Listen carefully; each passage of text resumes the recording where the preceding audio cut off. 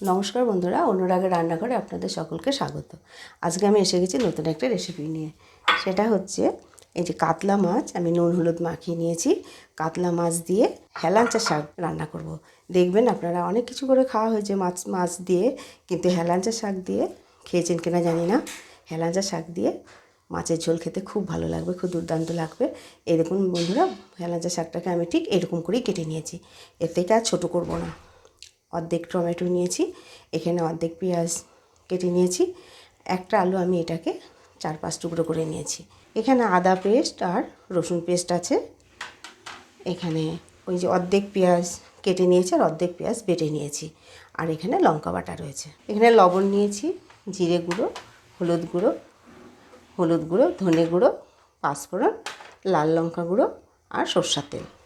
বন্ধুরা চলুন তাহলে আমি এই যে নুন হলুদ মাখিয়ে রেখেছি মাছটাতে, আমি ততক্ষণ ভাজবো আর কী করে রান্না করব দেখবেন।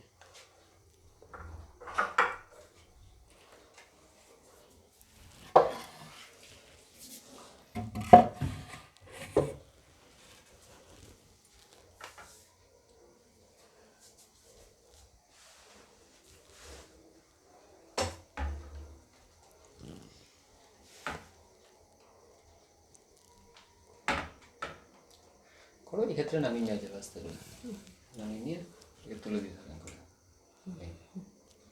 বসাও। ওখানে কিছু বাটি কিসে করবে দিয়ে যাবে কতটুকু লাগবে, সমান করে দেবে।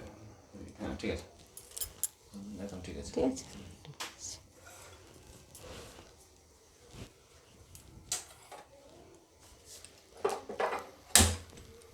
আমি গ্যাসটা জেলে কড়াইটা বসিয়ে কড়াইটা গরম হতে দিলাম।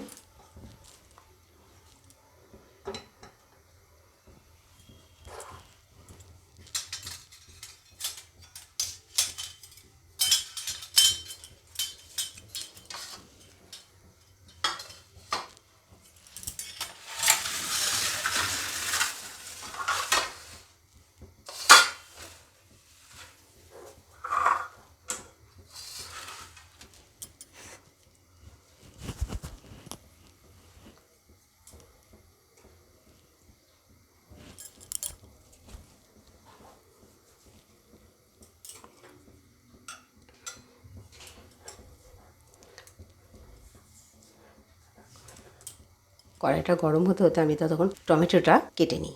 আমি টমেটোটা কেটে রাখলাম। বন্ধুরা কড়াইটা আমার গরম হয়ে গেছে, আমি সর্ষের তেল দেবো, দিয়ে মাছটা ভেজে নেব।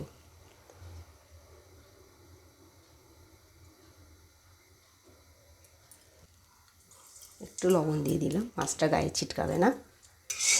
বন্ধুরা দেখুন তেলটা আমার খুব সুন্দরভাবে গরম হয়ে গেছে, এখন আমি মাছগুলো ভেজে নেব।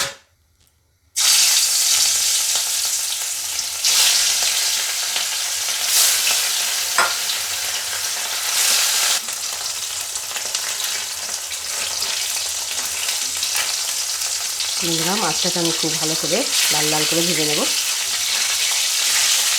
বন্ধুরা দেখুন আমার মাছটা খুব ভালোভাবে ভাজা হয়ে গেছে, দেখুন লাল লাল হয়ে। এখন আমি মাছটা তুলে নেব। এই দেখুন বন্ধুরা মাছটা আমার কত ভালো হয়ে ভাজা হয়ে গেছে, আমি তুলে নিলাম মাছগুলো। আমি সুন্দর লাল লাল করে ভেজে নিয়েছি।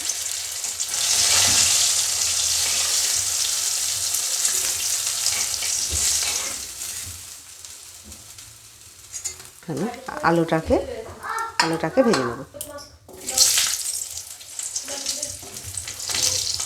বন্ধুরা আলুটাতেও আমি একটু লবণ আর হলুদ দিয়ে ভেজে নেব, সামান্য একটু হলুদ লবণ দিয়ে ভেজে নেব।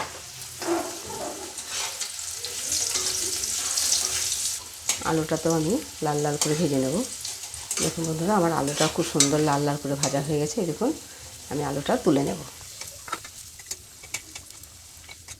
এই তেলের মধ্যে আমি পাঁচফোড়ন দেবো, পাঁচফোড়ন দিলাম, একটা শুকনো লঙ্কা দিলাম, এখানে আমি গোটা পেঁয়াজ দিয়ে দিলাম, এই যে কেটে রেখেছিলাম পেঁয়াজ। এখানে আমি রসুন বাটাটা দিয়ে দিলাম। এখন আমি কাঁচা লঙ্কা বাটা আর পেঁয়াজ বাটাটা দিয়ে দিলাম।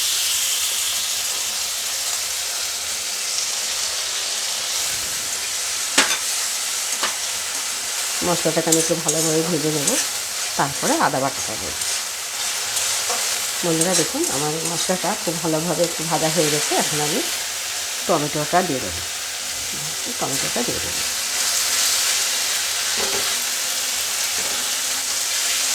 আমি এখানে পরিমাণ মতো লবণ দিয়ে দেবো। লবণটা এখন দিলে টমেটোটা গলে যাবে।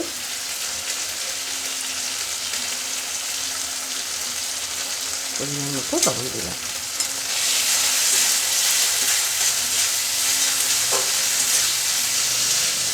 টমেটোটা মশলার সঙ্গে একটু ভেজে নেব। নেওয়ার পরে আদাটা দেবো। এখন আমি আদা বাটাটা দিয়ে দেবো।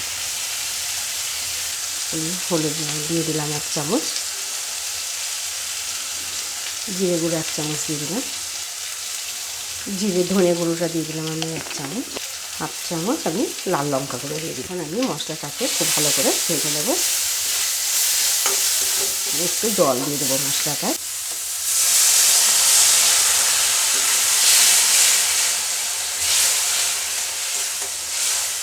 এখন আমি মশলাটার সঙ্গে টমেটোর সঙ্গে সব একসঙ্গে মশলাটাকে ভালো করে কষিয়ে নেব। হেলাঞ্চা শাক দিয়ে কাতলা মাছের ঝোল খুব ভালো লাগবে খেতে। দেখবেন আপনারা বানিয়ে, আমি যেভাবে বানাচ্ছি এরকম করে বানিয়ে আমাকে জানাবেন কেমন লাগছে খেতে। দেখুন বন্ধুরা মশলাটা আমার খুব ভালোভাবে কষানো হয়ে গেছে। দেখুন তেল ছাড়ছে। এখন আমি আলুগুলো দিয়ে দেবো।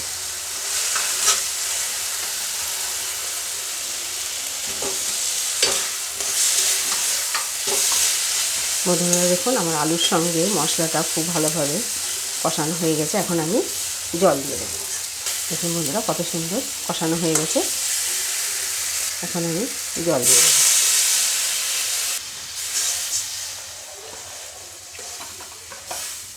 বন্ধুরা এখন আমি এই যে হেলাঞ্চা শাকটা এখন আমি দিয়ে দেবো। এই দেখুন বন্ধুরা হেলাঞ্চা শাকটাকে আমি এখন দিয়ে দেবো ঝোলের মধ্যে।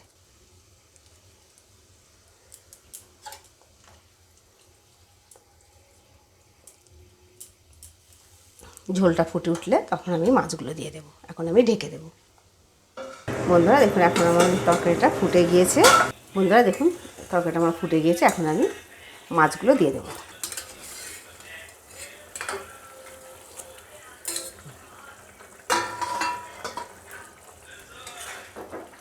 আলুটা সেদ্ধ হওয়া পর্যন্ত ঢেকে দেবো। এমন হয়ে গেল।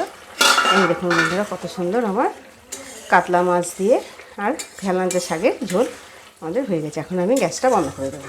বন্ধুরা দেখুন আমি এই যে কাতলা মাছ আর হেলাঞ্চা শাক দিয়ে কত সুন্দর একটা ঝোল বানিয়েছি।